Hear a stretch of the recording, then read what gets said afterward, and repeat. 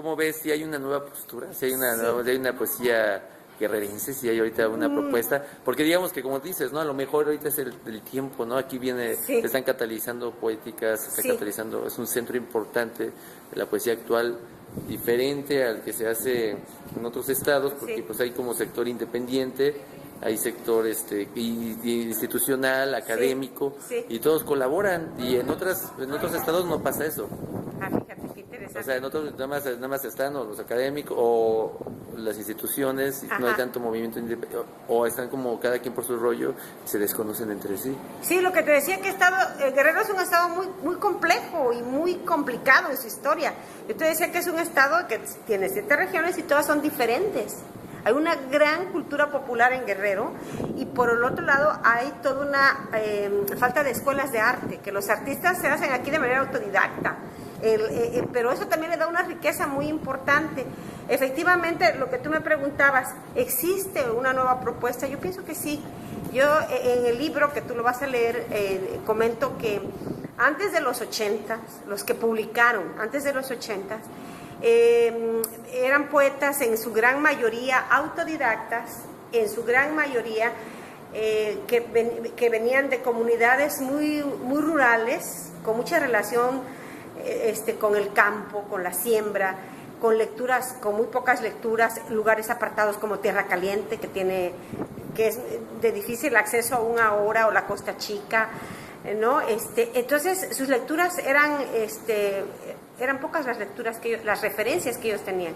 Un poeta que muchos repitieron fue Rubén Mora, que Rubén Mora publica en los años 40, 50, pero que según yo es una poesía que se le llama vernácula, una poesía vernácula con muchos tintes regionalistas, el paisaje, y por eso yo todos esos poetas que publican, algunos, no todos, pero la mayoría que publican en los 40 y en los 50, yo les llamo como poetas neorrománticos, porque todavía tienen la influencia de los románticos, ¿no? Y ya los que empiezan a publicar en los 80 empiezan como a romper con empiezan como la búsqueda, pero no es sino hasta la última década de este siglo cuando los nuevos poetas empiezan ya de manera mucho más radical, mucho más clara a una búsqueda de un nuevo lenguaje, un poco criticando esta poesía vernácula, esta poesía paisajista, esta poesía con elementos patrióticos, ¿no? O sea, el Guerrero se desplazó hacia otra parte, pues. Se empezó, claro, y yo ahí también hablo de la movilidad, que muchos no me han entendido, o sea, ya no es aquel poeta que estaba en su pueblo, ¿no? En su campo con el arado, sino ya es el poeta que ya va a la universidad, que ya es beneficiario de las políticas del centro del país, como Tierra Adentro, Fonca y todas estas que antes no existían, ¿no?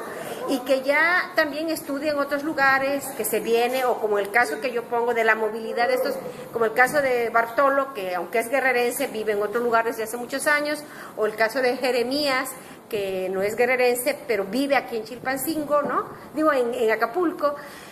Y otros que estudian en México, otros que se van a otra parte del país a estudiar, pero regresan, y ya hay una movilidad geográfica también.